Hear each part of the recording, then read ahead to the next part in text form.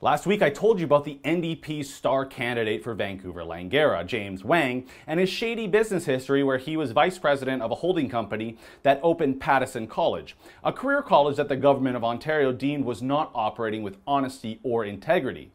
Well, that wasn't the only part of Wang's past I had questions about. Wang had been inconsistent about where he earned his MBA, because on his NDP Facebook page, Wang says he earned his degree, quote, from USA, while his profile as a Burnaby school trustee says he earned it in Canada.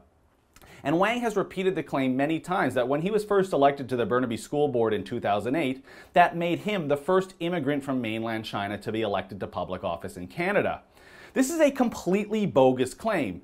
Just one instance, Sophia Leung, who is from mainland China, well, she was first elected as a Liberal MP for Vancouver Kingsway 8 years before Mr. Wang in 2000. But the NDP and Mr. Wang had refused to respond to any of my questions on these two claims. So I decided to pay Mr. Wang a visit in his campaign office. I have a couple questions for you about your degree. You refused to answer on Chinese radio the other day.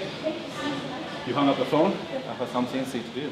I'm not have time. You don't have time right now? Yeah, that's the issue. Where did you earn your degree, Mr. Wang? I think Mr. Wang has already made his answers clear on this. No, he has not, because his NDP profile and the City of Burnaby School District profile say he earned it in different places. One says he earned it in Canada, one says he earned it in the United States.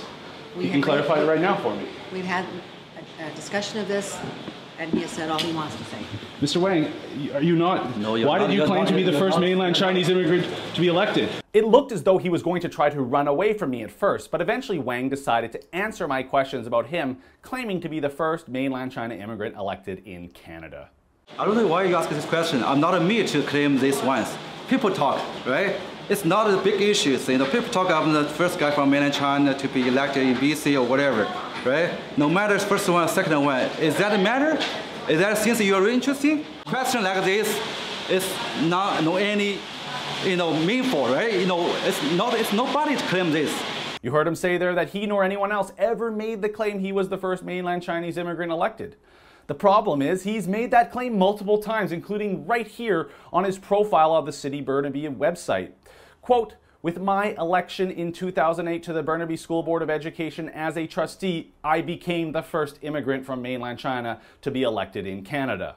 Unquote. Look, if he knows that's not true, why wouldn't he change it? Why wouldn't he ask Burnaby to change what it says on their website? But I really wanted to know where he earned his MBA, so I asked him directly, and here's what he said. What about your MBA? Where did you earn it? I earned it from the United States, in their campus in Vancouver. Which university? NYT, I told you. So he finally admits that the New York Institute of Technology's Vancouver campus granted him his MBA. Sounds like a pretty simple answer, so why was he so evasive at first?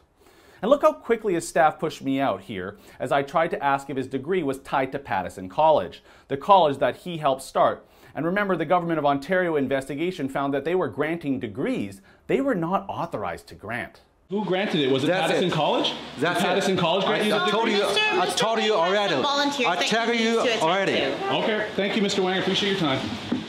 Look, we can't jump to conclusions here, but it's time for Mr. Wang to start answering these questions honestly if he wants to be the next MLA in Victoria for the citizens of Vancouver-Langara.